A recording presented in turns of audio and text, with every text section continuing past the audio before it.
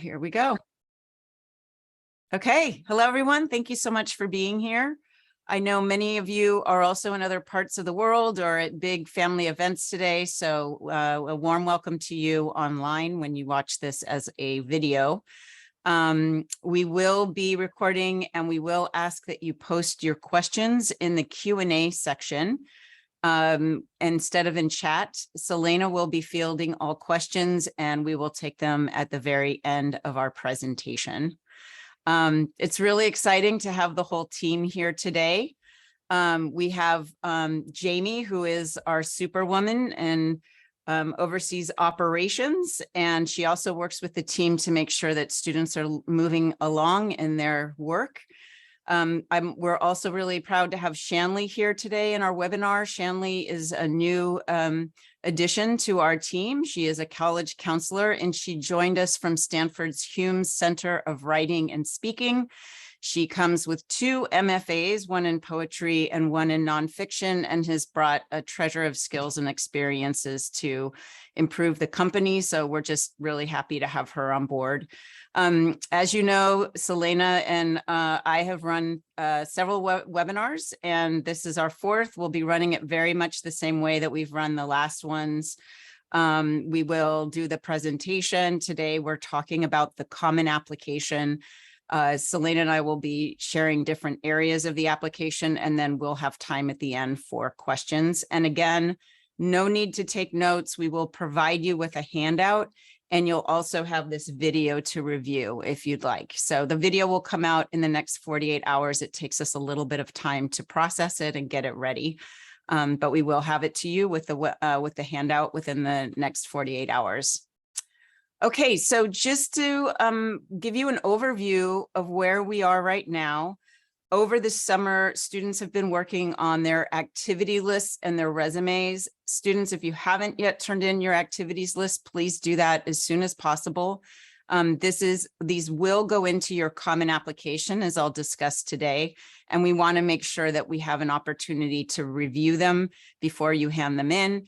If you have any questions, please reach out to us on our Hello channel, and we're happy to help out. Students have also been working on their essays, and I'm going to have Shanley give an update on where students are right now. Thanks, Felicia. Hi, everybody. So quick update where we are in the essay process. Students are just this week finishing up their UC personal insight questions and their Common App personal statements. Some students who have finalized drafts of their Common App personal statement and personal insight questions have started some preliminary research and work on the supplement essays. We do understand that some students may have been traveling, and those students we have flagged and notified the writing advisors so that they know where they are in the process and have an extension to work on their essays. The next phase is to move fully into the supplement essays. So that's what's upcoming from August up to October 25th. Thank you. Thank you, Shanley. Today, we're going over the Common Application, and there are 2 reasons for that. The most important reason is that we need to move students forward on the production of their other essays. So for each of the colleges they're applying to, they will have somewhere between 2 and 6 additional essays to write. The material that they've been working on over the summer, whether they're applying to the UCs or not, will be material that they can repurpose in those essays. But it will not be a surprise if there are essay questions that they'll have to write from scratch. They'll also have to provide a lot of additional information. They can't just copy and paste the work they produced over the summer. They need to create context and kind of make sure that whatever material they're using, that they're using it in direct response to the college and the question that they're answering. We can only discover what the questions are to answer once you've completed the application. And the reason for that is that the Common App started a new approach where a question can generate a prompt. It didn't used to be like that, but about 3 years ago, they started a process where once you enter your major, or if you enter a specific activity that you're interested in, it will generate potentially another question. So We've started asking families to make sure that all of the questions are answered prior to starting the essay process so that we don't have any surprises come October. So we don't want students getting to the submit button and realizing that they have an additional essay to write. So this is all kind of precautionary, making sure that we have everything. It also allows you to do a lot of work up front before you go back to school, get the applications completed. We'll be able to review them prior to meeting with you in the family meeting too. And then that's pretty much it. So this will very much be a bit of a push for everyone here at the beginning of August. And then once you're done with that, it's really mostly a downhill walk. You'll be working on your essays, but the bulk of the work will be out of the way, and that'll be a tremendous relief to you. And you won't be filling out applications in a rush at the end when you're getting ready to submit. I want to be really clear that you do not, part of what I'm going over today is the Common App tab, which you can complete. And then the other part of the presentation is to look at the specific questions that you need to answer for each school. And you shouldn't be working on that section of the Common App until after August 1st. The Common Application will close down from between either the 27th or the 28th until midnight on the 31st. They will then launch again on August 1st. And with that relaunch, they're providing all of the new 2022-2023 applications. So the applications that are in the Common App right now are from the past season, and you want to be working on the applications for the forthcoming season. So if there are any questions about that, you can certainly put it in the Q&A and we'll be coming back to it. We will be holding a family meeting too with you. You've been signing up for those meetings. You will be basically creating PDFs of all of your applications within 48 hours prior to that meeting so that we can review the application, come in with our questions, make sure that everything was completed properly, and have a really productive conversation with you in your Family 2 meeting before you apply. So we'll be basically combing through the applications. We come into the meeting, discuss any questions you have, and make sure that any corrections that need to be made or any issues that need to be addressed can be done so early and on time. And there'll be plenty of, you'll have several weeks to be able to make any changes if necessary. The applications are pretty straightforward.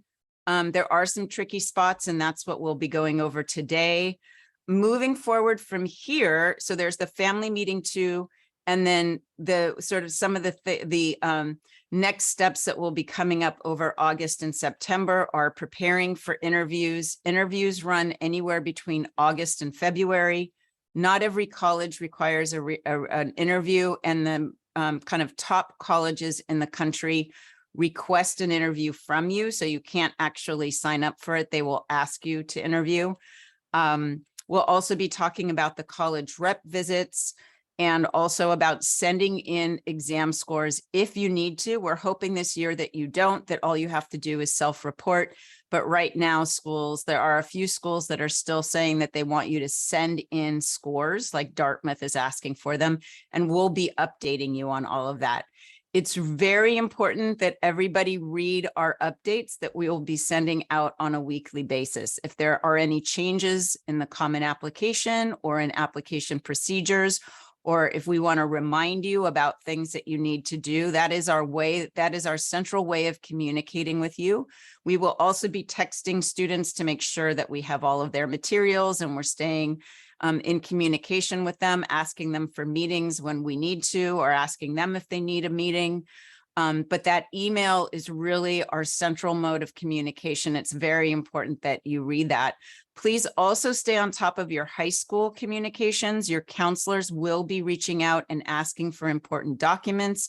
There will be meetings and presentations and documents that you'll need to be getting in.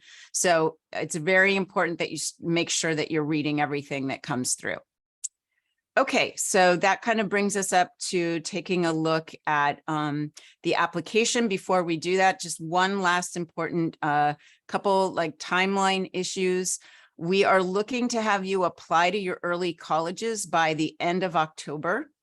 So generally around the 25th, 26th, we're giving you really clear, indication that this is the time to start paying for your application and hitting the submit button.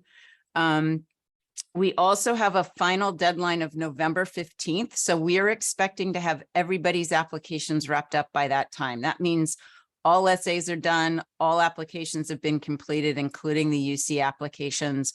And that basically all you have to do is hit the submit button on your applications. Okay, so I'm going to go ahead and share my screen. Please let me know if everything is visible here. Selena, maybe you can let me know. Is that in good? Is everyone able to see that pretty well? Great. Okay, Yeah, fantastic.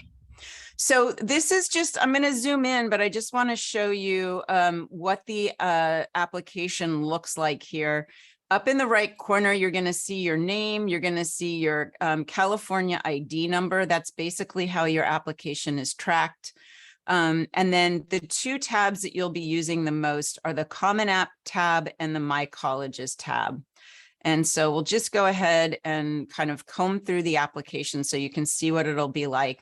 Most of you have already started completing this, so I'm not going to spend a lot of time. We don't need to talk about how to fill out every single section because it's pretty straightforward.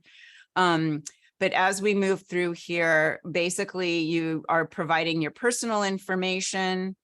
This is all very straightforward. Parents, we definitely want you in here making sure that everything has been entered properly, like the address, your information, your phone number, the colleges that you're attended. So this is a moment where parents, we want you to be stepping in and making sure that everything looks right. This is it's a very important application. It's a bit like putting in an application for a passport. Everybody's eyes should be on the final copy and make sure that it looks right. So this is one of those moments where we do ask parents to be involved. You'll put in your contact information, demographics, languages, your geography and nationality, and the Common App fee waiver. Most of you do not actually won't be clicking this, so you'll just say no, that you don't qualify for the Common App waiver. Where things get a little bit tricky is in education. So I'm going to go ahead and move to that tab. Any place where you see a red dot means that it's a required question. If it doesn't have a red dot, you don't have to answer it. But if it does, you absolutely do. You'll be adding your high school. You probably have already in the CEEB code. You'll also be doing that, parents, for the colleges that you attended. And most of them are there now. It used to be that you couldn't find all of them, but they're all in the application at this point. Just to go back up to the top here, again, we're working on these two tabs, and then you have the dashboard tab, which basically gives you the progress. So as you can see, I have an application in progress here. I have another application in progress. It's telling me that I have 5 days until the deadline, so it's coming up. Once I've submitted my applications, it'll show that the application has been submitted. So you definitely want to see here when you're all done that the application is no longer in progress and that it has been submitted. Okay, going back to the education section, the one place that is a little bit tricky here is if you have attended another school. So it's not uncommon these days that kids are either taking a course at a community college or taking a class at a private school that offers summer courses, summer APs, summer advancement courses. So if you have attended any of those schools like Lydian or Learners or School for Independent Learners or Apex, where you've actually taken a course, you want to be adding that here. And it's very easy to do. I'll just show you what this looks like. You're basically going to come in here, and if I put in Lydian, for example, it'll show me the course, the school, and then you just add it. So it's important that you, if you've taken classes off campus, that you indicate that you have one other school that you've attended. Maybe you've attended two. You've taken both APs at these private schools, but you've also attended a community college. And so you would, you'd be showing that later under colleges. Here, so just here, this is just for private high schools or for any kind of school that you've attended where you've taken a class that will be counted toward your either formally on your transcript or informally. You can just put in here a very brief sentence that says I took additional classes outside my high school. Here is where you'll be adding any classes that you've taken as part of a dual enrollment or what they call concurrent enrollment. Those are the two terms that they're using in high schools.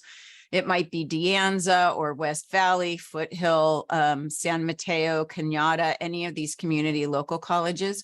Or if you took a course over the summer at any university, Brown University, Cornell, Santa Clara, USC, and they gave you credit for those courses, then you would want to be adding them here. As you can see, you can either put that it was dual enrollment with your high school. It might have been a summer program, and you need to indicate whether credit was awarded directly by the college, meaning that it didn't go on a transcript for high school, that it's actually going on its own transcript, which will mean later, and we'll be reminding you about this, is that you need to get that transcript and have it sent to the school as well, in addition to your high school. You shouldn't be selecting anything here. Most all of you, to my understanding, are in high school and are not earning degrees off campus at this time. The next thing that you'll do here is putting in your GPA. Most schools are not providing the rank, so you'll put none. To date, I don't know of any high schools that that announce rank. You'll be putting in your GPA scale reporting at most high schools. That's a 4 scale, not a 5 scale. You'll be putting in your GPA, and you'll want to decide whether you want to put the weighted or unweighted GPA. That's really up to you. What you need to be sure to do is make sure that it's coming from your transcript, that it's the cumulative GPA to date, because that's the transcript that they're going to be seeing. And make sure that you're either providing weighted or unweighted. We generally say if you have close to a 4.0, to go ahead and indicate an unweighted GPA. If it's like a 3.9 or a 3.95 or a 3.98, then just go ahead and put the unweighted. But it's really up to you. Many colleges will actually recalculate your GPA with their own metric. But it is important to have it in there. This is really important. These should be your current or most recent year courses. So you're applying during your senior year. So what that means is that you should be putting in your senior year courses here. This is all very straightforward. You want to list the course subject, the name of the course, what level course it was, whether it was a semester or full year course. And so this is very straightforward. This section that Selena will go over on the courses and grades is a little more complicated, but this should be pretty straightforward. There really aren't any hangups here or difficulties. Honors are basically, they're asking you about academic achievements. So in here, you'll be listing any awards you received from your maybe a department, like a math department award or English department award, or any award that was given to you from the school. You might want to put down that you were an AP Scholar Award if you'd like to. Students often, even though this is not an academic award, it is a requirement at many high schools to do service. So you'll want to also put down that you had the Presidential Community Service Award. Many of you will be receiving emails from honors societies out in the world. There are probably 4 or 5 that will send you an email stating that you have made it into the honors society. Generally, you need to have a 3.5 GPA to qualify. These are not very elite honors. It's really more a bit of a business scam, and they're asking you to pay money. And so we don't necessarily recommend that you join them. They're definitely not society honors that you want to include on your application. If you receive something, feel free to send it to us if you're not sure. We've received quite a few requests. Is this actually for real or not? It's pretty clear if you read over it. If they're asking you for money, it's most likely not a very important honors society. Okay, so that gets us through honors. There is this future plans. Students often say, what should I put here? Basically, you want to answer this honestly. So at this juncture in your life, what are your career interests and what is the highest degree you think you might want to pursue? There's no pressure here. You don't need to say I'm going to get a master's or a PhD. It's purely just out of curiosity. They're asking you to answer these questions. So that takes care of the educational section. We'll now take a look at the testing section. Please be aware the SAT and the ACT used to have a required writing section. SAT did away with that. And as a result, it's no longer required to do the writing section of the ACT either. For many of you, you probably did not take it with writing. You'll have the opportunity to state that here, that you did not take it with writing so that they're not asking you for that score. There'll be this box where you'll get to select what exams you want to report. So some of you may just have the ACT or just the SAT. Many of you will have AP subject tests to report, and some of you will have IB subject tests to report. If you may have SAT subjected tests if you took them a very long time ago, but these no longer exist. So you can include them here if you'd like. You can ignore the international applicant prompt all the way through the application unless you're an international student. Here you'll be letting them know how many scores you want to report, and you will by default super score. So what they're asking you for here is what was the highest score you received on each setting. So you won't be putting in the scores for every single test. You'll be putting in the highest scores that you received on each test. So if we just comb through this, and this is true for the ACT and the SAT, you can see here's a December exam. It shows that the highest score was a 34 composite. The highest English score was from a different exam. The highest math score was from a different exam. Highest reading score was the same exam, but there's a mix here. So this allows you to super score. And you'll see the same thing with the SATs. You're going to tell them how many, have you taken the SAT?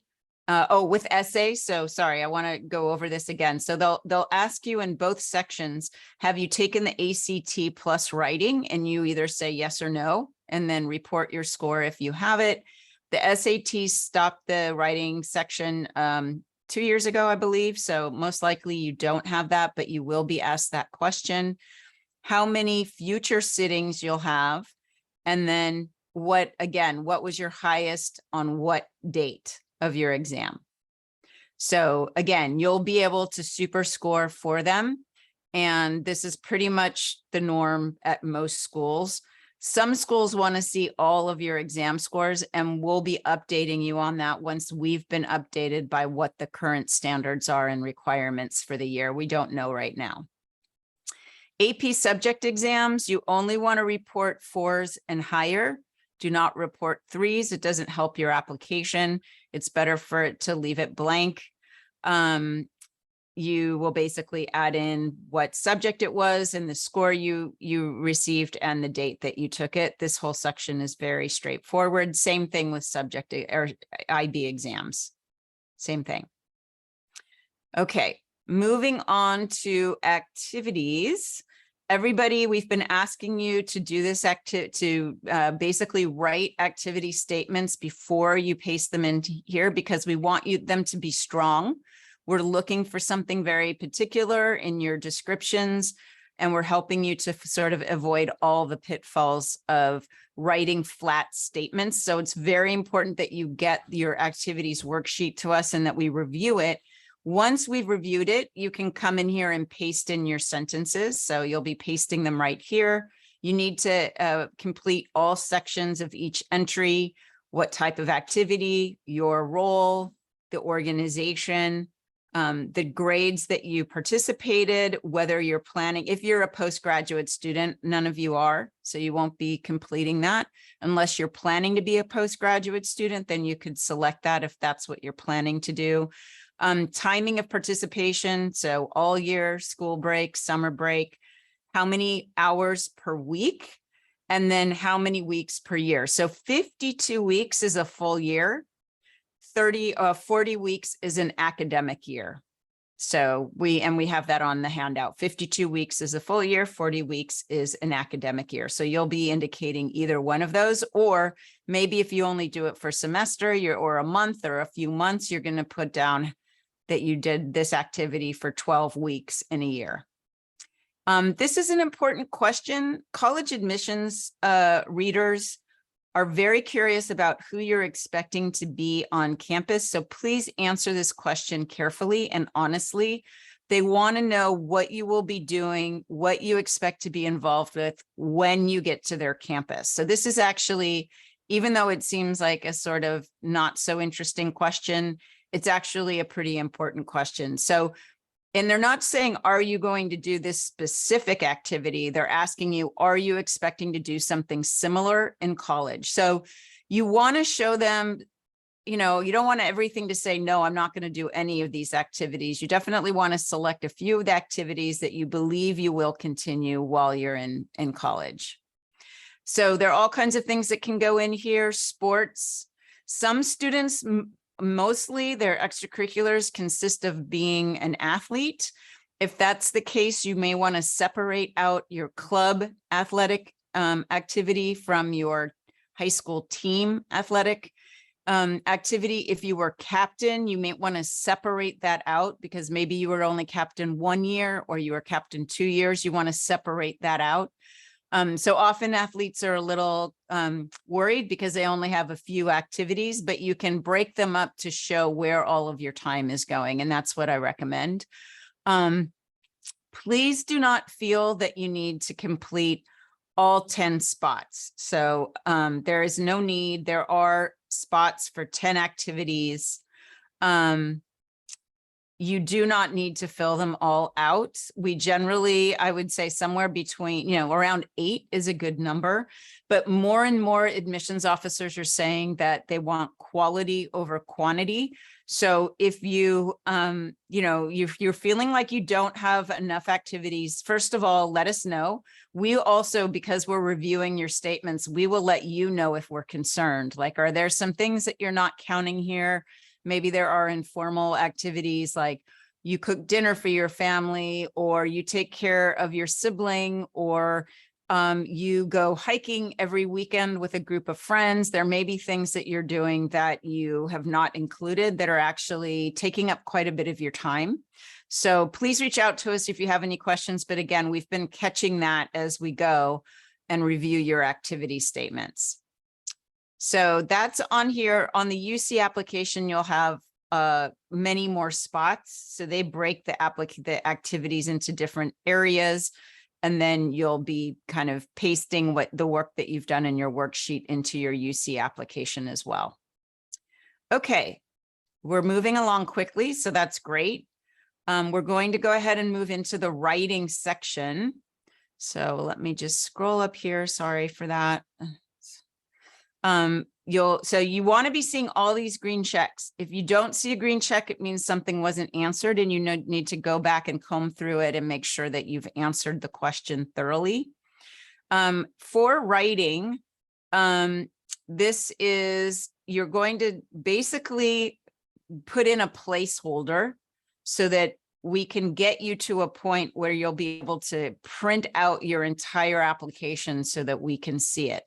So what I'm asking you to do here is just to put in filler.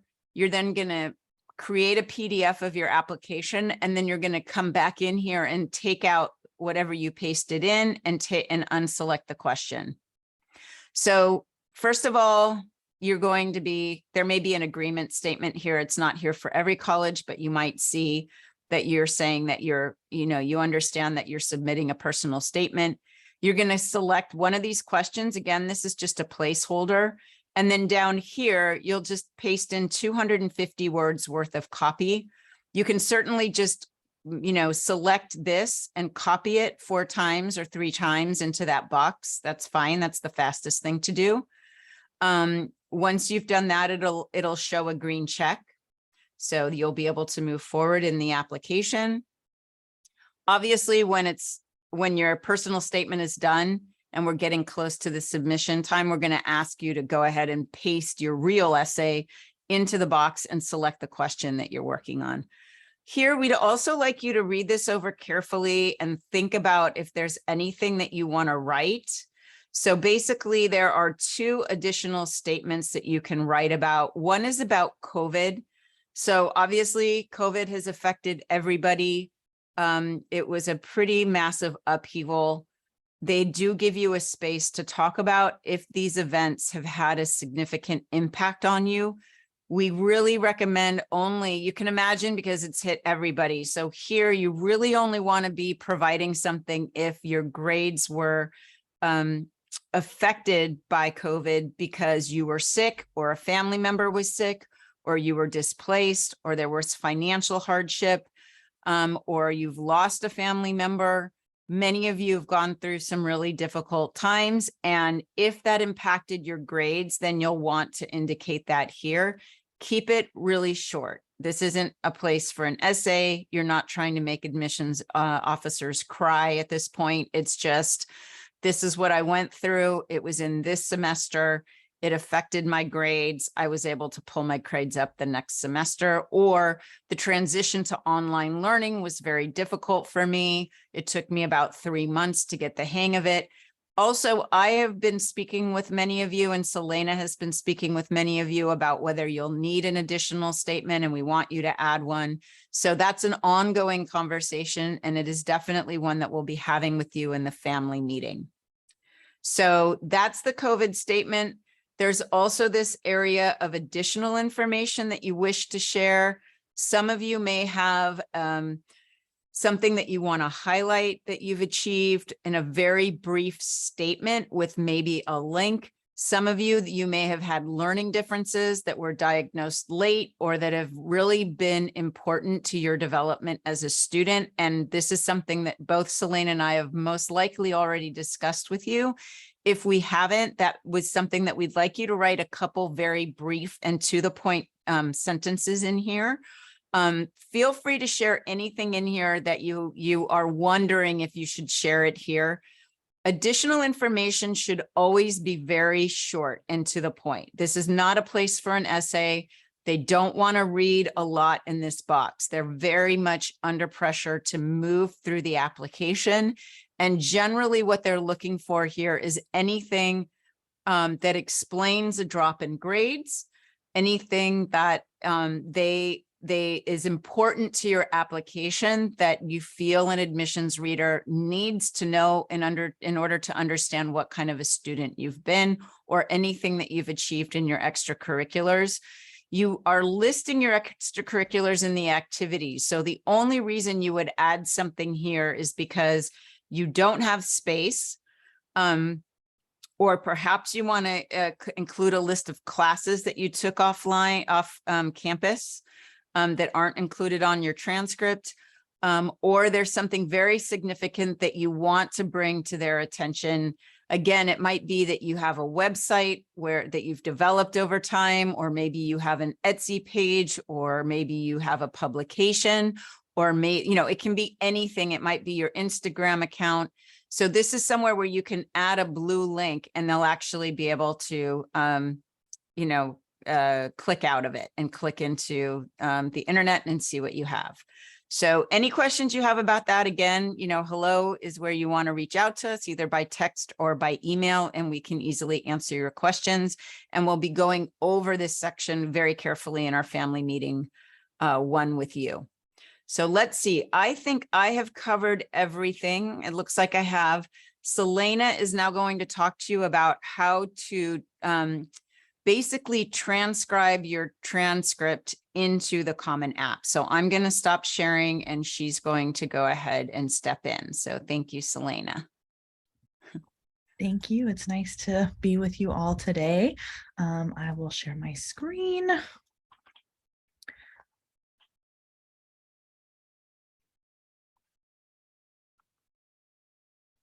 All right. Can we see that okay? Perfect. All right. So the section that I'll be talking to you about is, and mine is a little unfilled, which may look more similar to yours as it is right now without the green check boxes, but we're talking about the courses and grades section right here.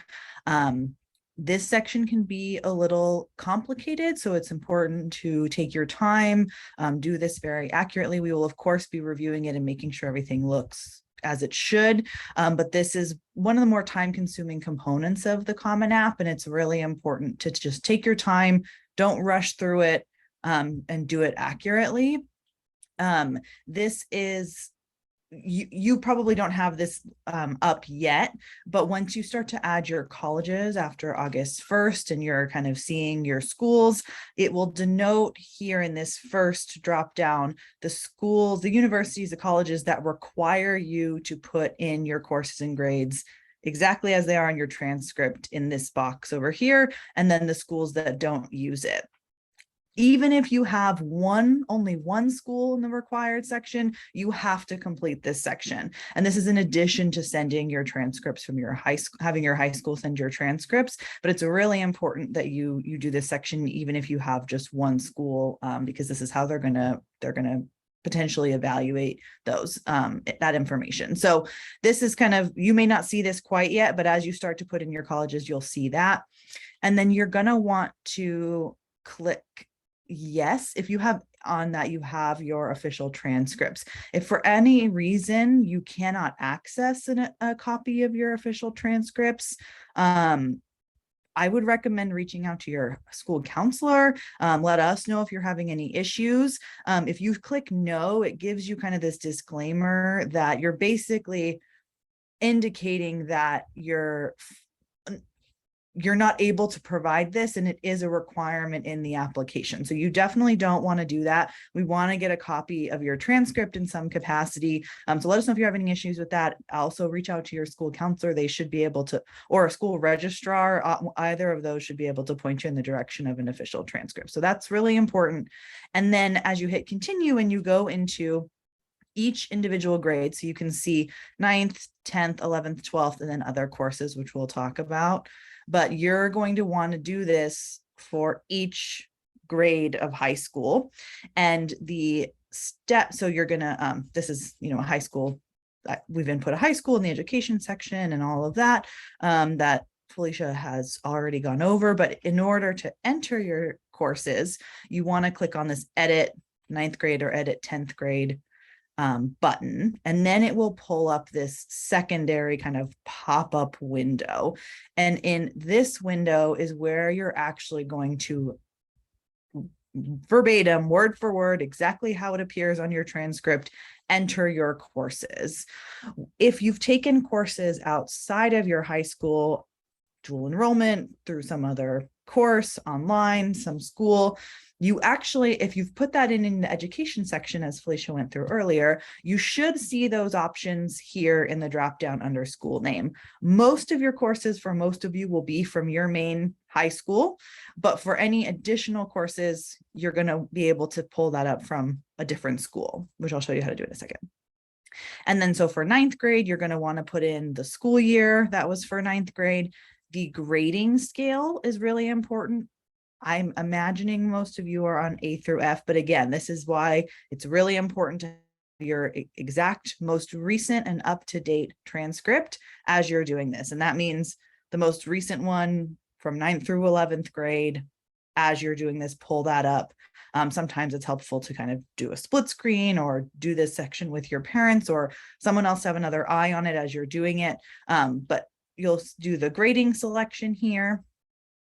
And then you will click the schedule. So whether yearly classes, as in classes that are all year, if you go to a school where certain courses are broken down by semester, trimester, quarters, or other. So you'll want to put the selection again. This should also be apparent to you on your transcript as well if you have any questions. And then if you have any questions in general about the grading scale or schedule or any of these questions that they're asking you and you're not quite sure how your school does it, your school counselor and your school registrar are going to be the best people for these answers, because every high school does this a little bit different and they're going to be the experts there. We can help you, of course, kind of figure out what questions to ask them if you need help, but they're going to be able to indicate which of these to input if you're not finding that on your transcripts or if you have any questions. And then the rest is fairly straightforward, exactly as it is on your transcript. So, science class, your math class, your English class, your foreign language, etc. And then you want to put in the exact course name. So I put in biology for myself as an example, but if your science class was called life sciences and biological sciences, or maybe your geometry class was called geometric problem solving, or whatever the exact actual name is, you want to make sure you're doing that. And then in course level, this is where you select what level of class it is, whether it's an IB, high honors, dual enrollment, you'll see college preparatory, advanced placement for AP, or regular honors. So whichever level, or regular standard, which is the one at the top. So it's important that you do that as well. And then for the grades, you'll see all the different letter grades. And again, very important that this is exactly accurate as it is to your transcript. So even if your school grades things, if your scaling is a little bit different in terms of number of credits, depending on the grade, but the grade reflects an A or an A minus or a B plus, you want to be sure to be very specific and accurate to your transcript on the grading.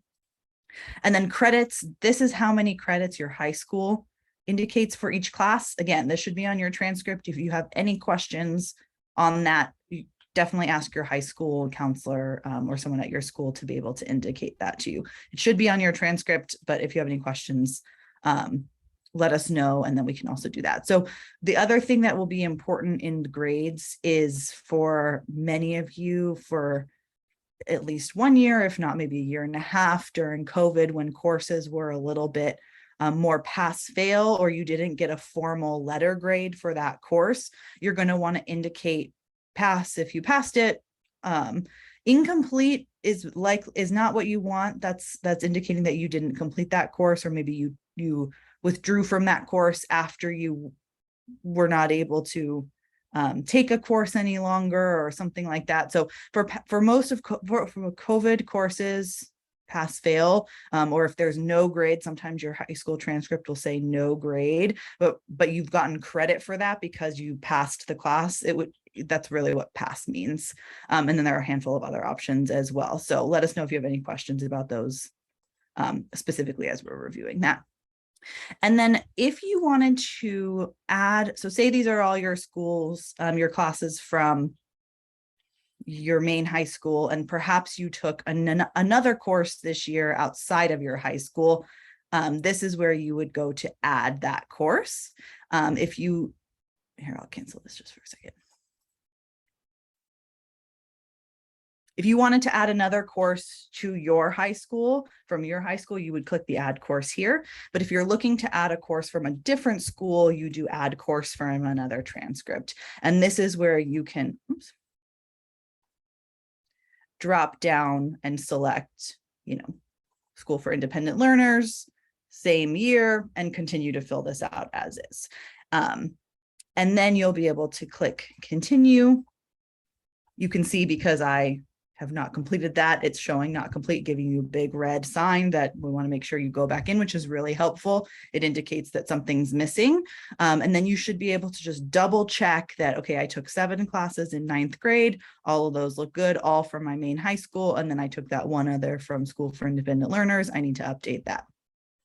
Once that's all complete, and you've double checked it, you'll check this box that says you've reported all of your courses for this grade, and you'll continue into the following. And you'll repeat that for 10th, 11th, and 11th grade. 12th grade, this looks a little bit different on my end because we're still in the previous cycle. After August 1st, this will be a little bit more accurate, but you will indicate all of the classes that you're taking for 12th grade, and there will be a grading option for in progress as your most current courses. Obviously, you haven't completed 12th grade, they know that, but there's a grade option for in progress classes, which we can show you a little bit if you have any questions as well. It won't show this on my end because I'm still using kind of last year's system. So I apologize for the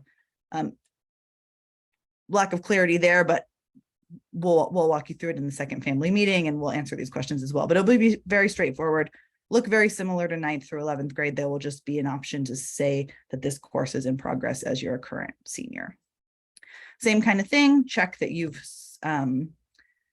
reported all the courses for your grades, and then we come to other courses. So this is where you're indicating courses outside of your high school that are listed on your transcripts from another school, and this is where you'll indicate those other courses. Very similar process as the 9th through 12th grade, and you will select where you took the course, all the same sort of information. If it's a different grading scale, you'll do that as well. And then continue. Again, it's not complete.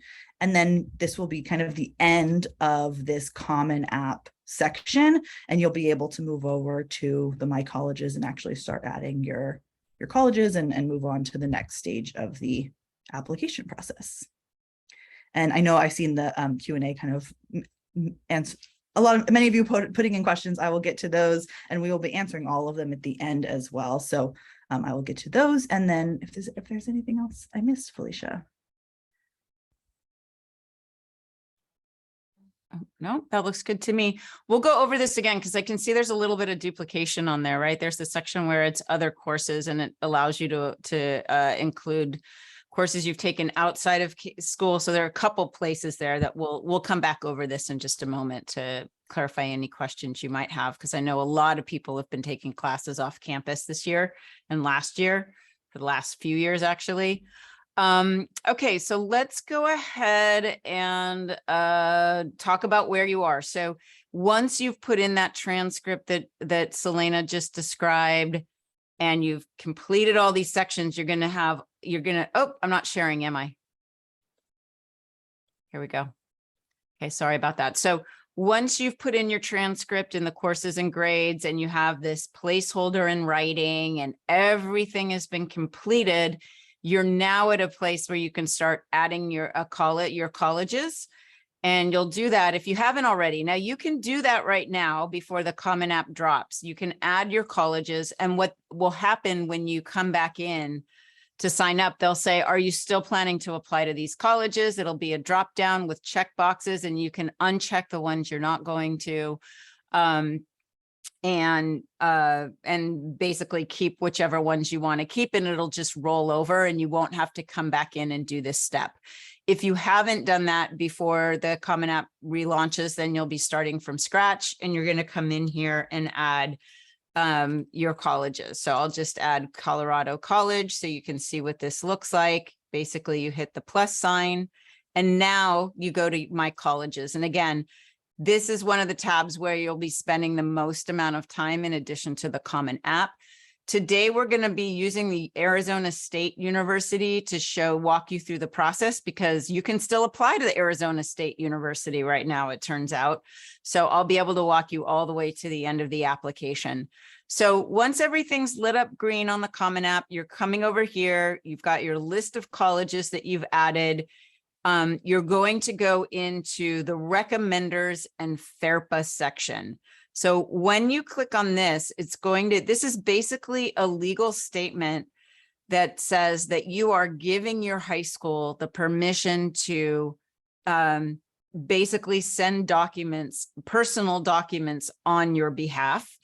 It's also stating that you will not have access to your college application, so that you are giving away your legal right to see your college application once it has been reviewed by admissions. And then finally, you're saying that you will not be reading your letters of recommendation.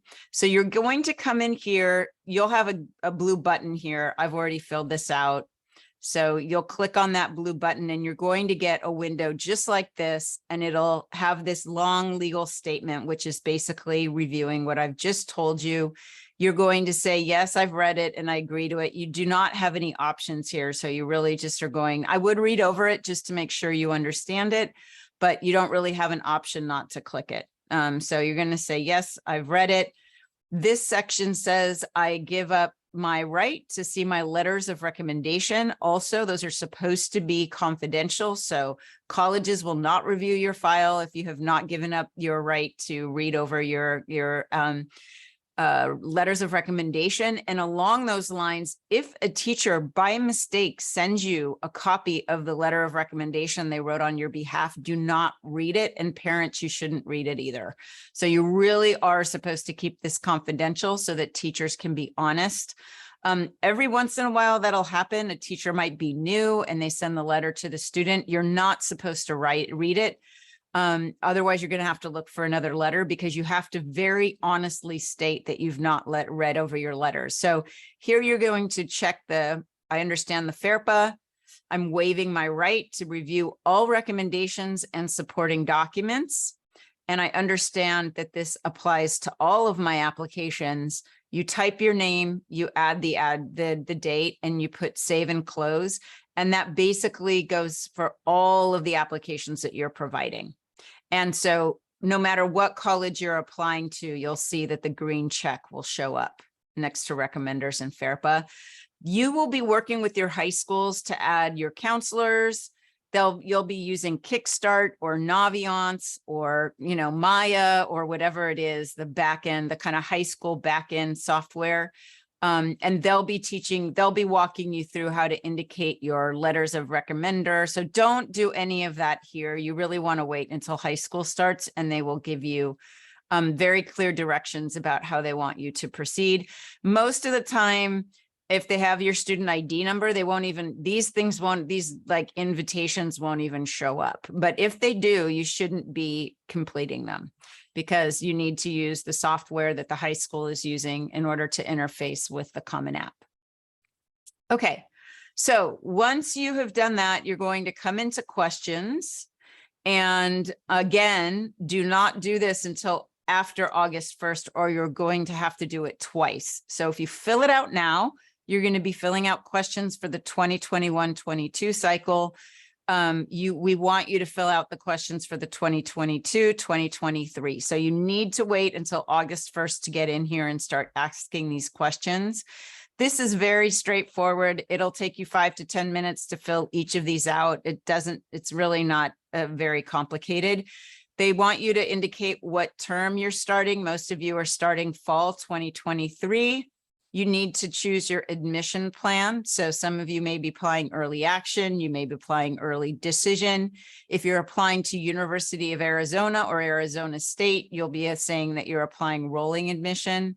If you have a school that says rolling admission, I highly recommend that you apply as soon as you can, because you'll find out within 2 weeks, and that's really nice.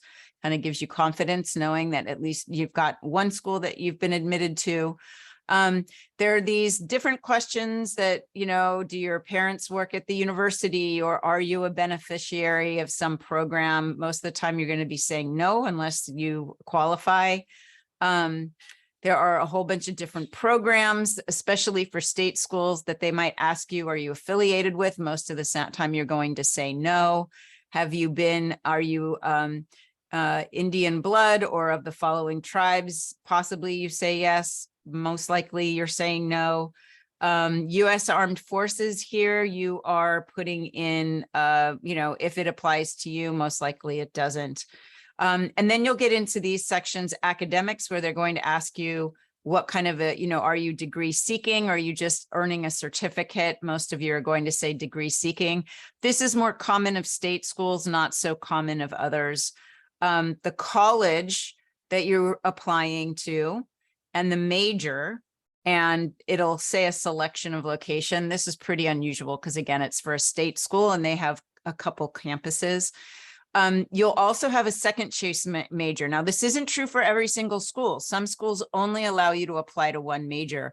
If you're applying to 2 different colleges, you may have 2 separate applications to complete. So that means you'll have essays for each of those colleges.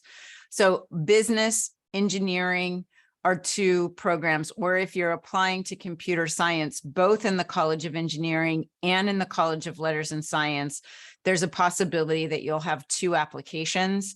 And this is true for USC, for example. They have 2 applications if you're applying to 2 separate colleges.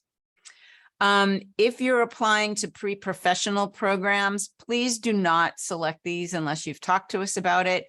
These generally generate a new application, especially for BSMD programs.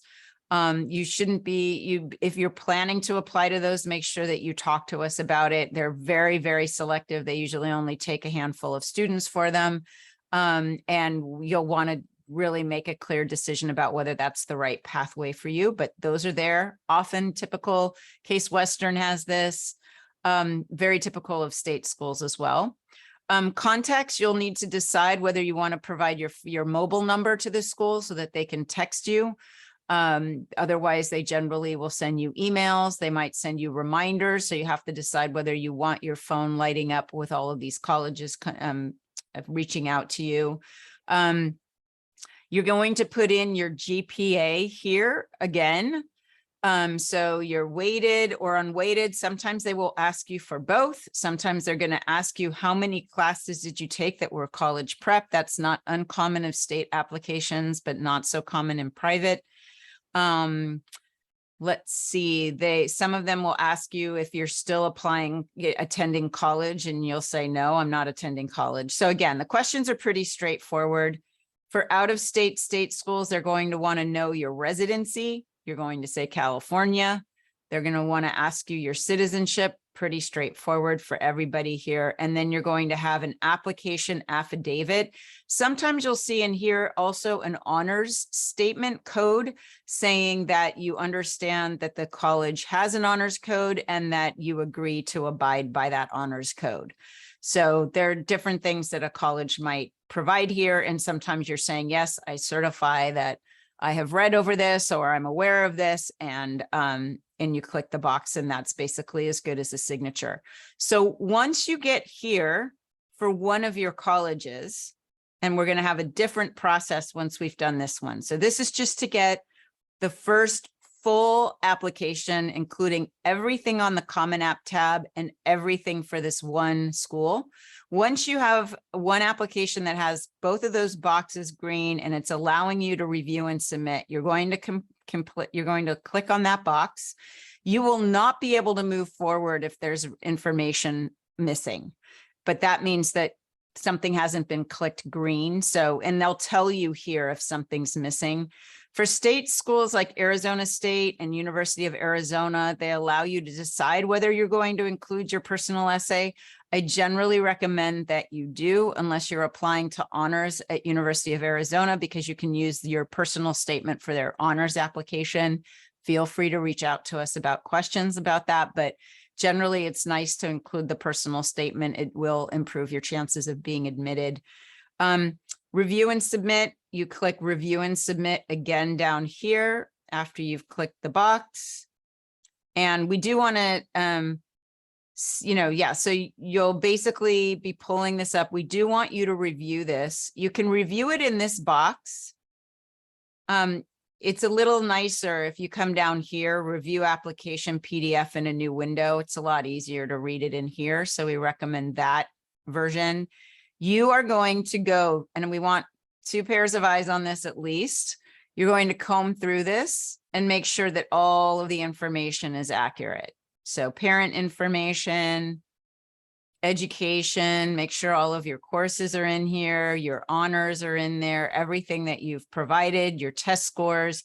So comb through this very carefully and calmly. Do not rush it, because we don't want to, you don't want to have any mistakes on here. So basically this brings us through your entire Common App. You'll have your activities section, the writing section. You can see here under the, this is if you have a section that you were completing under education. If you had to change high schools, you may have an explanation there. Here you've got courses and grades. So all of your courses and grades are going to show there. Here's the Arizona State University questions. So this is their particular application. And then that's it. And then it basically has your affirmation. So everything is in here that we will need to be reviewing for your application. And basically what you'll do is select the print button, where you're going to say save as a PDF. And then what I highly recommend you doing is creating a new folder and, put in here my 2022-23 college applications. You're going to create that folder. You're going to name the school so we know what we're looking at. Please be sure to put the title, the name of the school. So here it would be Arizona State. And then you'll save it in that folder on your desktop. And you want to do that for every single PDF first. And I'll kind of walk you through the rest of it. So that's how you're doing this. It's really pretty straightforward, nothing you haven't done before. We'll also be providing the instructions for you in written form. You have this video to go over. Do not worry about submitting your application. You have to put in a credit card. So you cannot submit without payment. So you won't be able to make that mistake. What we do want you to do when you're done is to come back into your Common App. Let's see here. I need to close this window out. Let's see. How do I do that? Here we go. Come back into your Common App, go into your writing section and delete that essay right when you're done. And we have that on the instructions as well. We just don't want to make any mistakes. If you don't have an essay in here, you can't apply. So we prefer that you keep it, don't have it in there until you're really ready to go. And then you can clear your answer as well so that you don't forget to select this the next time you're in here. So that will be the first application. And again, it's going to include your long application and the short application for Arizona State.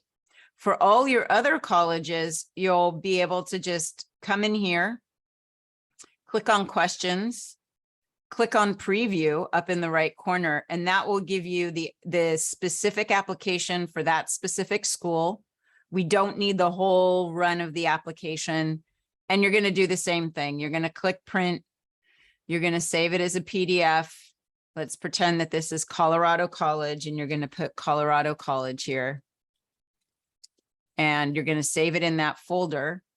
And then when you're done, you're going to open up an email. You're going to drag the contents of all of those PDFs into the email. You're going to also attach your resume or provide us the link. And then you're going to send all of that to docs@fahey.associates. And you are going to put your name in the subject heading, just so that we know for sure. We see your name, it'll say your name and my college PDFs. And again, this is all going to be in the handout that we're providing. You'll be receiving a link to that handout in the next 48 hours. You'll also be receiving reminders for your family meeting, and the link will also be in there. So let's see. I think that covers everything. I'm going to just quickly go over this one section, but I think we'll answer some questions, because I bet the question about where to add the extra, it looks like there are two ways that you can add schools outside of your high school. So we just need to go over that. Selena, do you want to go ahead and let me just make sure that I've included everything? I'm here at the end. Yes, I've included everything in my presentation. So Selena, go ahead and start presenting questions. Yeah, so we have, and feel free to kind of keep them rolling in as you all have their questions. But there are a good handful of questions about the education section and a good handful of questions about the courses section, and then a couple of kind of housekeeping questions. So I'll start with the education section if that works. It does. And I'll just get back into my Common App then, because so that I can share the screen and everybody can be on the same page. Okay. So a question about UC Scout and if that counts as a separate school. It does. So let's just go in and look it up. You're going to come in here and say UC, any school that, oh, interesting. UC Scout. I wonder why that isn't. Let me just look up. Let's just put Scout.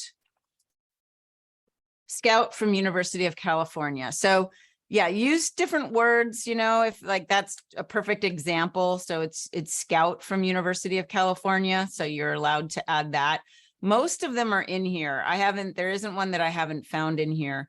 And if you have any questions, you can let us know. You know, worst case scenario, you add it to your additional statement and then you'll be sending them a transcript. So there's always a way to report it, but ideally you're using their system to do so.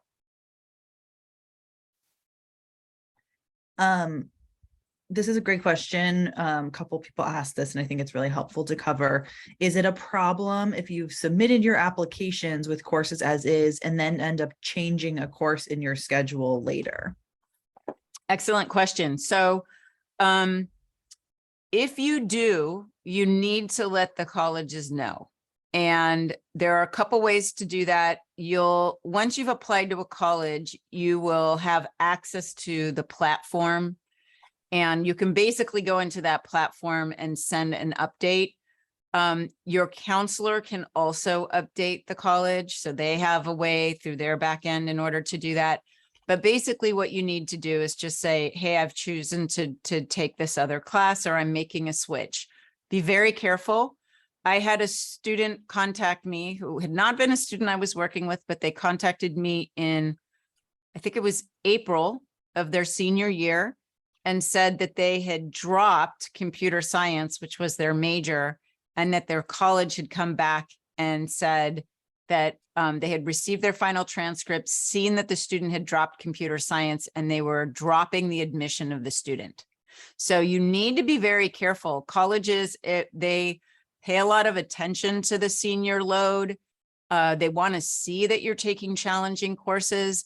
If you are taking courses that are a prerequisite for the major, they don't want you dropping them. So first and foremost, if you're thinking of changing or dropping a class, you should reach out to us and reach out to your counselor. We may have differing opinions from your counselor, so don't be sure to talk to us, because sometimes counselors they may be stricter or they may be more laid back, and we want to make sure we're giving you the right answer. We don't generally recommend making a lot of changes there. Again, it means that you have to update the college. If it's a light class, an elective, it's usually okay, but we do not recommend dropping serious classes or any pre-major requirements.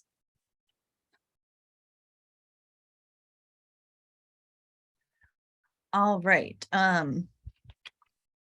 If you've taken a class at a college or university that is not for credit and is pass-fail, for example, summer pre-college classes at a university, where do you indicate that? Yeah, so that's not really official or a transcript. So the best thing that you can do there is add it to the additional statement and just say that you were, it's not something that you would put on your activities list, really. They like to see it in the additional information section. So it only goes under college courses or education if it's a class that you've actually received credit and a grade for. If it's not, it's more of a explorative offering. So you would put it in your additional statement. Or it might be on your resume. So I would say put it in the additional statement is the best place for it. This is a great question as well. I think it's helpful for us to clarify if there's confusion for other students as well, but are dual enrollment classes taken during senior year need to be input, or just classes from 9th through 11th grade? Great question. Everything needs to go in. So if you're taking dual enrollment courses your senior year, those are considered rigorous courses, and you definitely want to include them. So you would report them just like you're reporting everything else. You'll see in the drop down that you have the option to include dual enrollment. So you definitely want to include those as well, for sure. And I know that you mentioned this at the beginning, but just there were a couple of questions that rolled in, but the section where it's asking for your current courses should be your senior year courses. Correct. So we'll just go back there, and that is a little confusing because we have had you, completing this over the year. It's under education. And And it says current or most recent secondary high school. And that is, they want to see what you're taking right now. And that's, in their mind, it's after August 1st. So that means that it's your courses for the senior year.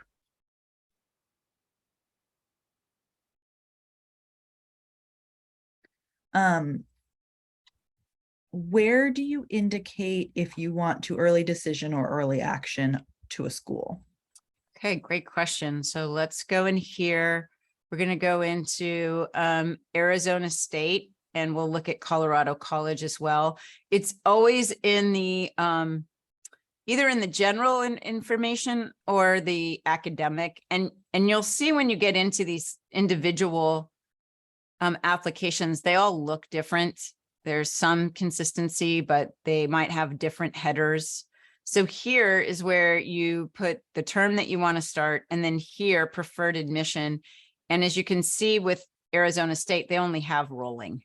But if we go to Colorado College and we go into their questions, preferred start term, why do you want to attend Colorado College? So this is one of the, essays you'll be seeing in your supplement doc when we get it all ready and full of your questions. And then let's see where it is, financial aid. This is also a very important point. If you intend to pursue need-based financial aid, if your family is making over $125,000 a year, you do not qualify for need-based aid. So you want to put no, otherwise your application will go into a different pile. So definitely be very careful on that question. And we tell most of our students to mark no. Let's see, where is their question about what is your plan? I'm just looking for it quickly here. Let's see, there's the term. So maybe they've got it. As you can see, each of these is a little bit different. They're asking you if you're submitting a portfolio with a special talent. So that's another very interesting question. It must be under academics. Here you're putting in what academic program interests you, your second, and then your third academic program. And it's interesting. I'm not seeing, I must be missing it. It must be back up in here in general. I might have to pull up USC. Let's look at USC because I'm not finding it immediately. I know it's on USC's application. So preferred time or start term. And then for USC, keep in mind that they've just added early action this year. So that's a big addition. Religious preference, DACA. This is interesting. Usually it's right up front. Let's see if it's under academics. It's not. This is odd. I wonder why it's not triggering for me if there's something that I didn't complete, but that doesn't make any sense. Application cycle, religious preference. I'm not sure why it's not showing up right now. It might be because the application season has closed. I'm going to guess that's what it is. So it's a way that they're preventing you from applying, but it will be in this section. It's generally under general information, just like it was with Arizona State. It's a drop down and it'll say, early action if they have it, early decision 1, early decision 2 if they offer it. And you don't generally also have an option to do early. Let me just see if we can get University of Arizona to show up and see if they have it in here. No, they have some safeguards to make sure that people aren't applying. Let's see if the University of Arizona has it. So going into questions, start term, citizen status, let's see, pronouns.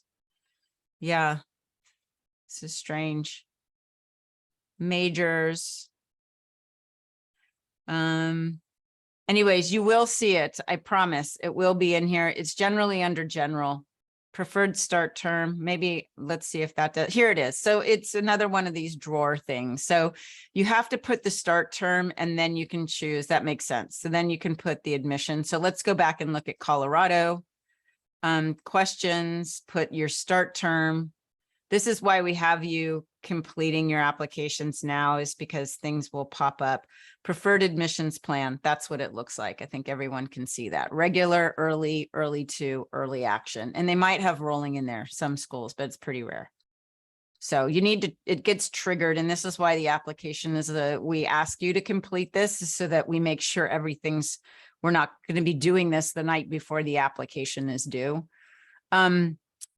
Okay, yeah, so let's keep going. At one point, I want to show, also let students know that we will be adding all of your essay prompts into a new document that you'll be working in called your supplement essays doc. And it's inside your all essays folder. And that's where we'll be coming in here. And for example, as you saw with Colorado College, they have this question. And we'll be taking all of these prompts and pasting them into your supplement essays doc. So that's not work that you'll be needing to do. We'll have it all organized with your deadlines and everything ready to go with your writing advisor. Just quickly on early action, early decision, etc. Someone is asking if restricted early action, which is available at only a handful of schools, prevent you from applying early decision 2 at another university? Okay, great question. Yeah, I'm just going to stop sharing for this one. So if you apply early restrictive action to Harvard or Stanford, those are the two main ones that have this, although Georgetown also doesn't want you applying to other schools early if you're applying to them early action. So that's kind of a restrictive early action. Hopefully they'll get the nomenclature correct this year, but last year they didn't really have that clearly stated on their application. And every agreement is slightly different, so you need to read the fine print. So I believe for both Stanford and Harvard this year as well, that you can apply to schools, public schools, early action. So like you could apply to University of Michigan and Stanford early action, but you can't apply to USC early action and Stanford. So that's usually the agreement. Some schools allow you to apply early decision. And if you're admitted to a public school, then you can actually go to the public school, but those are very few and far between. It's mostly the most elite universities that allow for that for financial reasons. So you just want to be kind of really clear about what you're signing up for and read over. Those are very unusual ones, the REA, early action restrictive. So not very common, but yes, you're not supposed to apply to other private schools early action.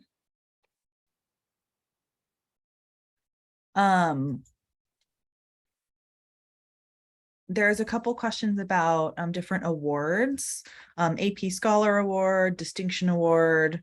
Are those kind of types of awards that should be going into the application? Yes, they can. Those can go under honors. Okay.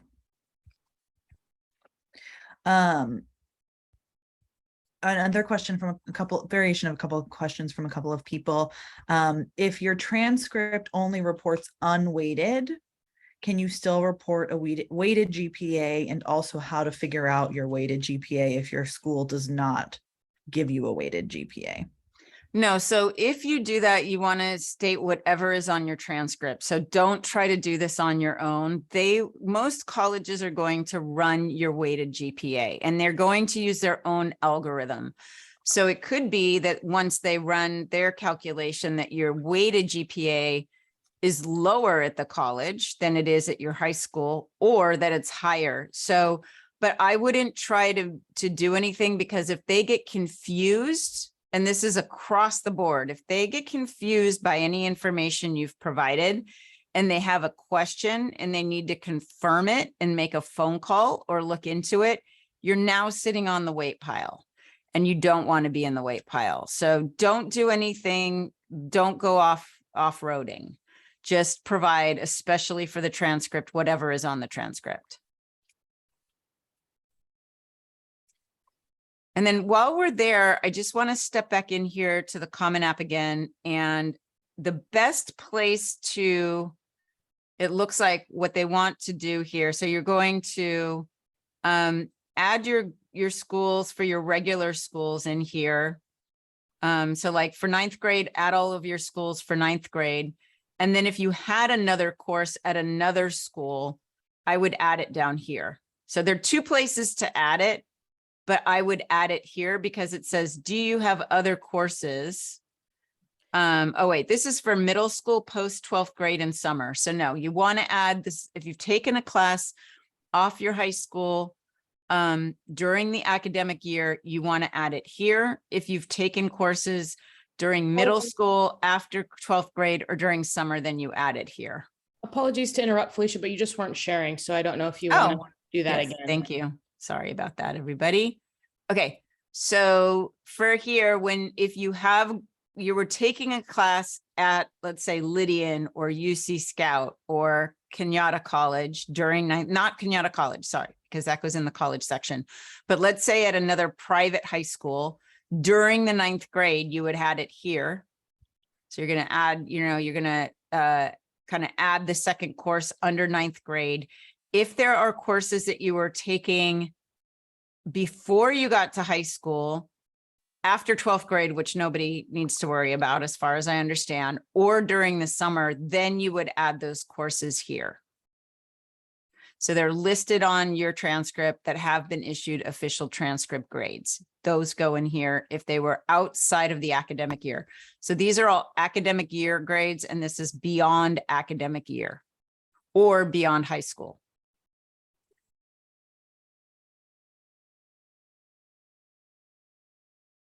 Okay. Other questions, Selena? Yes. Is there any concept similar to super scoring for the SAT, ACT with AP exams? Meaning, can you retake or have a higher AP exam score by taking it again? I would just report your highest. So no, there is no super scoring for AP exams. Basically, you're only going to report one, and you're going to report it ultimately to your college for credit. So there's just one score there. Okay, and there seems to be some reclarification about REA as it pertains to early decision 2. I don't know if you can Right. So if clarify you, that. if you apply early restrictive action, you're going to hear before December 15th, sometimes on December 14th. They will either say that they are deferring you to regular decision, they will admit you, or they will reject you. So those are the three possibilities.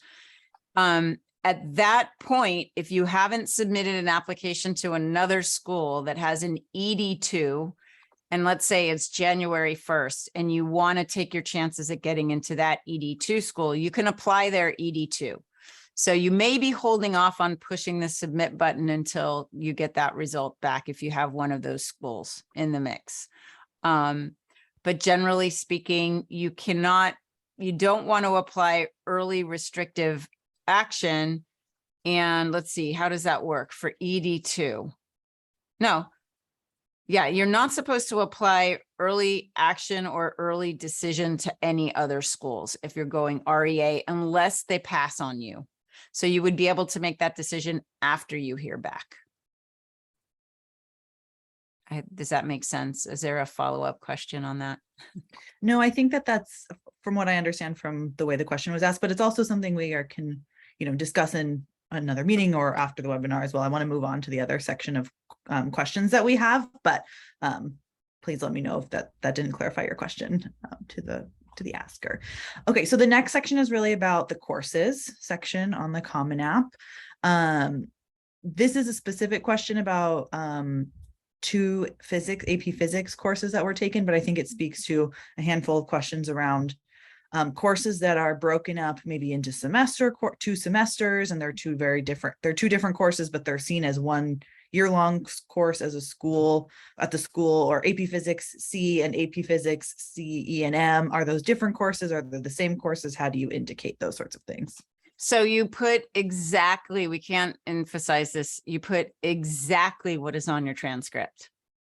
Otherwise, you're going to confuse them, and then they're going to have a question, and you don't want them to have a question. So whatever it states on your transcript is what goes into the self-report.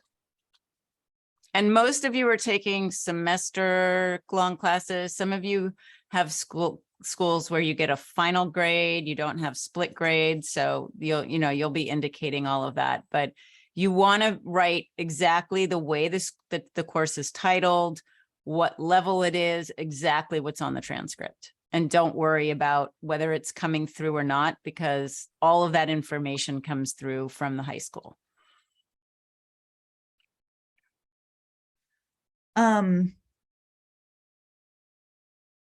There's a question about taking AP classes outside of the student's high school. Should they request adding those to their high school transcript? Their high school has no preference. How does it affect the high school GPA? So high schools have very strict policies on this. Most of the time, they will not allow you to count an AP towards your GPA. So you need to speak with your counselors about it. You often have to put in a form request before you take the class. They won't allow you to add it after you've taken the class, but these are all questions for each high school. And we just see an incredible diversity in terms of the way that high schools handle these things. So that's really something to bring up with a high school counselor, or probably not the registrar. You probably want to speak either to the college counselor at your school or your specific high school counselor. But in terms of reporting it, you definitely want to report it. And whether it shows up on your transcript or not, you want to show on your application that you took it, because they may count it toward your recalculated GPA. So you would provide the transcript, you would add it to your application in the college and university section. You would not click that you had dual enrollment, because they're not including it on your transcript. All right. And then there were a handful of questions around summer classes. Where do you add summer courses? What year do you put that in for? If the course has been taken between 9th and 10th grade, does it count as a 9th grade class, a 10th grade class, the general year? And then, yeah, large summer programs from universities, some academic with certification. So that's similar to the question you already answered, but speaking to summer classes.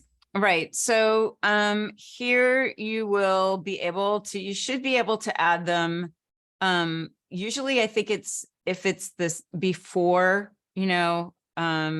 before the course you add it, or I'm sorry, before the upcoming year. I think on the UC application, it's after. You can add it either here under other courses. Oh, sorry. Here we go. So most of the time you're going to add it. There's a section here, other courses listed on your transcript that have been issued official transcript grades. Those would go in here. So it says middle school, post 12th grade, or summer. So I would list them in here. For the UC application, they give you very clear indication of where they want you to add those. I believe it's after your grade. Like if you took them in the summer after 10th grade, you would put it as a 10th grade class, not an 11th grade class. So yeah, that's basically where you handled it. Again, if you did not receive a grade, or it's not a grade that's going on your transcript, then you want to list it either in the colleges and university section or in the additional information section, and then send in a transcript.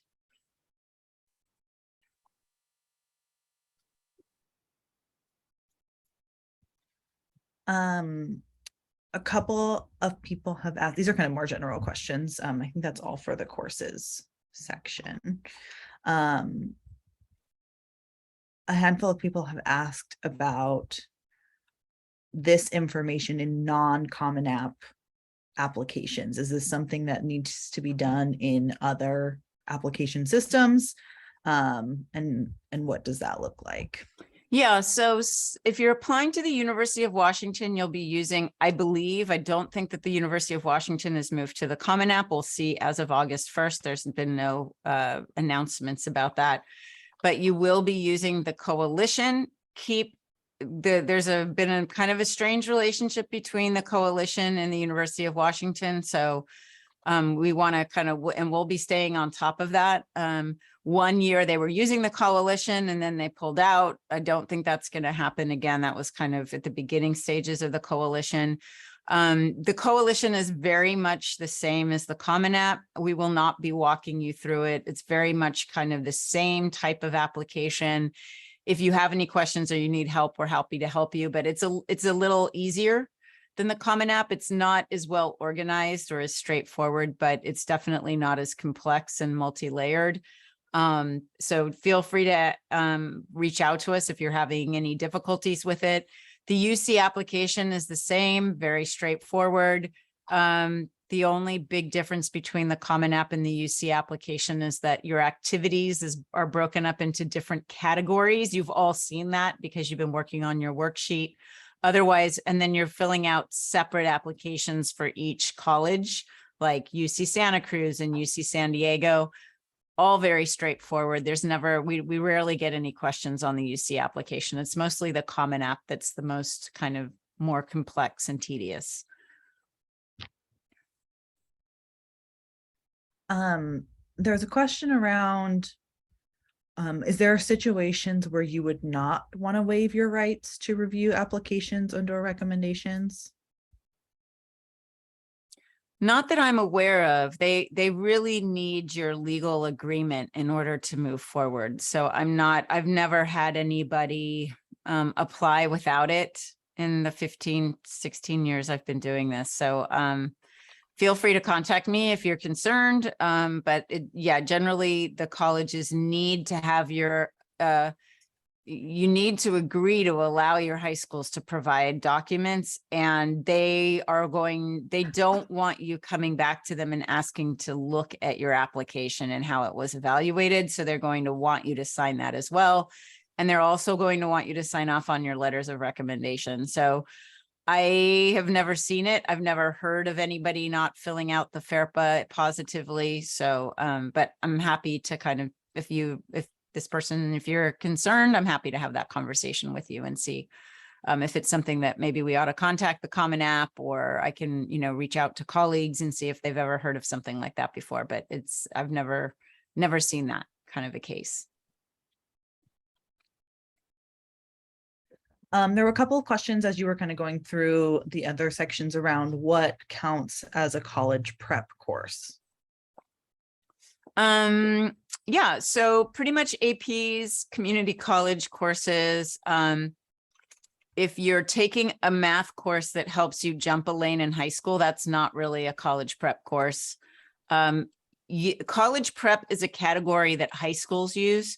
So you'll know whether to use it or not because it will be in the title of the course. It'll be indicated on your transcript. You'll know it's a college prep course. You don't want to be going in, again, you want to provide the information just as it appears on your transcript. You don't want to be applying that qualification to a course. So when you provide a community college course, that's college prep. It's a college level course. You don't need to be indicating that. And then what is the difference between a long form and a short form application? A long form and a short form. I think that was a word that I was using to go over the different app. That's just basically a term I'm using.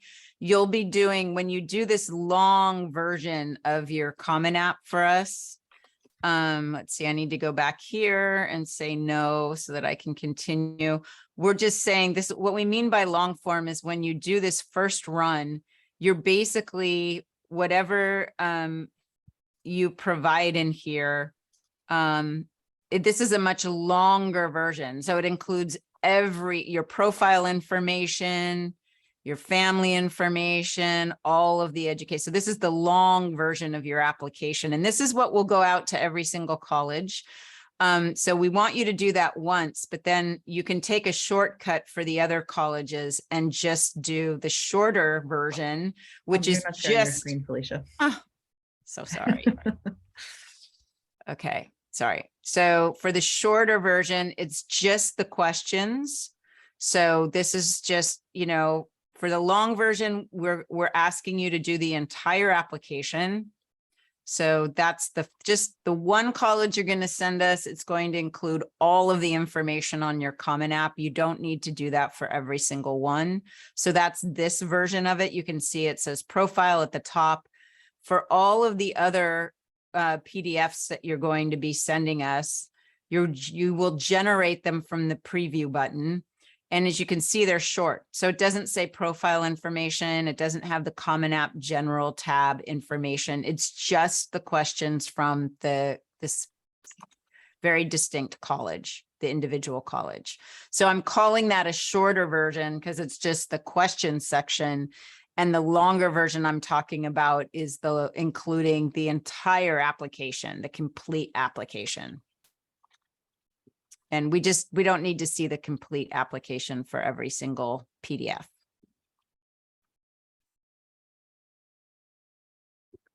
All right. And then kind of couple of remaining housekeeping questions. Oh, sorry, one final question about if your transcript does not have a GPA, how do you report a GPA? Let's see here. That's a question. That's a good question. If there are, so this is like evaluations, I'm assuming. So I'm sure that there is a place on here to indicate that. It's probably a no grade. I'm assuming that's what it would be under. That would be a good thing for us to look at together. If you can kind of make an appointment to meet with either Selena and I with your transcript, we can help you take a look at that. Generally, you know, for schools that they give you an evaluation like Nueva, you're going to put no grade, or I can go in and see if there's a kind of another term that they use. It might be evaluation, so we can go in and take a look at that. But I think schools like Nueva do provide students with some kind of a transcript when they're getting ready to apply to college. They've done that, I believe, in past years, so you might want to check into that. If you're coming from a school like that, just ask them if they're going to be providing a grade transcript for you when you go to apply. All right. And then I believe that's all the questions. There are a couple that, you know, I think are more about kind of our process and housekeeping. When are family meeting twos supposed to be scheduled by? Is there a kind of last time for families to book that family meeting two if they haven't already? Yeah, so we will send out another email this week. We've basically been tracking who's signed up for their family meeting and who hasn't. We've been sending you emails asking you to book that. Some of you who have been away or joining us a little later in the season, we will be getting that information out to you. If we haven't yet, it may just be that we're don't want to, you know, throw everything at you all at once, but you will be receiving that email from us this week. In addition to the handout and the recording to the webinar. Those run through mid-September, so there are still plenty of spots left to do that meeting. And there's not a big rush to do this meeting, although we do need to get your essay prompts together. So one of the reasons that we're asking you to go ahead and fill this out is just to make sure that we've got every essay prompt that is important to your application. So the sooner you're able to complete this, and you know, you might have a meeting in September, but we'd like you to get these applications to us as soon as possible so that we can make sure that we have you've answered everything on your application and that it's generated all of the possible prompts that you might have. And then the final question is about, do parents get to review the entire application? How would that be helpful? Yeah, so we definitely want you to be reviewing these applications with your student. It's important that you verify that the information is correct. We may not know if a number is not right on your address or if your college didn't show up right. So it's very important that parents are reviewing the entire application at this point. The essays will not be populated in there. We do ask students to let us know whether they want us to share their essays with their parents or not. And we've been sending those, and we've been asking writing advisors to have that conversation with students. But generally speaking, once we have sort of reviewed the UCs and the personal statement, once they've been provided to us, we generally tell families that this is a good time to take a look at the student's writing. If the student is willing to have you take a look at their writing and to provide us with any feedback, you can put comments in the margins. But again, that has to be something that students are really have agreed to, that kind of relationship. So every year we have students that ask to keep their essays private, and we want to respect that. And again, this is sort of the period where after we've reviewed, this is a good time to look at them so you can talk to your student about it. But if they're kind of almost done or have been marked ready for review, this is a good time for you to go in and take a look at those. Then we're moving on to the production of the supplement essays, and we'll be coming back to the personal statement and the UCs and refining them as we move forward, because those essays will definitely change as the student is reusing and reshaping the information and going back over their personal statement and making sure that it has everything in it that they want. And this writing is very much a process that you work very hard and you get a really good final draft of the work done, but then you'll come back and read it a few weeks later or a month later and say, oh, I'd like to change this and that. So those are the things that'll be happening potentially between now and when the student actually goes to submit. So again, parents, this is a good time to take a look at those essays. But generally, once we're kind of getting close to the submit time, that is, we kind of close a window for parents to be involved in the essay writing process. We don't want parents editing or making any changes to the students' essays. It puts their application at risk. So we can always tell when a parent has been involved, so can admissions readers. So it's really important, if you have anything to say about the essay, that you put it in the comments. We're not looking for line by line editing here. We're just looking for general sweeping comments or anything that you feel like didn't make it into the application that might have. So that's sort of where the process is right now. I think that kind of answers that question. And what about activities lists? Do we want them looking at the worksheet? Yeah, you'll have a chance to look at it when they're in the application. So feel free to make any changes there. Just know that we know what we're looking for here. We do want students to be as authentic and creative in those statements. They're not supposed to read necessarily like resume lines, although sometimes it just depends on the activity. So this is something that kind of, we know what they're looking for, and that's what we've been working on with students. If you get in there and you have any questions, please let us know. The descriptions are only 150 characters, and the idea is for the student's character to come through. You want your character to come through in any written component of the application. And so that's what we've been working with students on. And again, if you haven't had a chance to get your activities list into us, please do that this week. We are moving into the busy time of the season, and we want to have that piece done so that you can add it to your application and get your applications put together for us. All right. I believe that's all of the questions, general questions. For those who I've said I will reach out, I will do that as well. But I think that's everything. Okay. Fantastic. Jamie and Shanley, is there anything we missed? All good? Okay, super. All right, fantastic, everyone. Well, I know that was a lot of information. Please know that once you're done with this step and you have some good time of summertime here to do this before going back to school, you know how hectic the back to school time is. It's very chaotic. Students get very busy. So we really want you doing this the first 2 weeks of August, getting these PDFs to us, whether you're meeting with us in the first week or you're meeting with us in September, so that we have plenty of time to review the material and so that we have the students' essay prompts. I promise you, you will thank us later.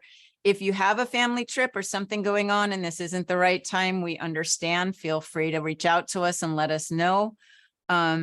But it's easier than it seems. You'll get in there and complete this. It's really not that difficult. Of course, we're here to answer any questions on Hello by text or by email. If you're having a lot of trouble and you want to jump on a meeting with us, we're happy to make that happen. So just reach out. But it is mostly straightforward and it will move pretty quickly. And you'll be done and you'll be really thankful. And they'll be mostly you'll be dealing with your high school after this on what you need to provide to them. So thank you so much ahead of time for jumping in. Remember, you do this after August 1st. You can fill out the Common App tab, add your colleges, but do not work on the questions section for each individual college. And remember to read all of our email updates. That's really important for your success in this process. And it's how we communicate with you. We'll also be texting you. We'll text you. If we don't hear from you by text, we'll be reaching out to parents and students. Please make sure that you have your phones on, that you're not have them off all the time. I know this is a period or a time where students are communicating a lot through chat. It wasn't always like that. And so they're turning their phones off because they don't want to have them making noise all the time. Please do make sure every night that you're going through your chat to make sure you haven't heard from us. If we don't hear from you after a certain amount of time, we're going to be reaching out by email to student and parent and just saying, hey, we've been reaching out. We need to talk to you. What's going on? So just make sure that you are looking out for our texts and you're looking out for our emails. It's the main way that we can get through to you. Okay. Thank you all so much. Really looking forward to diving into another season with everyone. We're in really good shape. We hope that you're feeling that you are too. And again, we can't emphasize enough, please reach out to us with any of your questions, or if you need an extra meeting or you feel you're not sure how something's being handled. We've got this and we will jump in immediately to answer your questions and to address anything that needs addressing. So we're ready to go. And thank you so much. And we'll see you soon. Enjoy the rest of your summer. Thank you. Thank you for coming.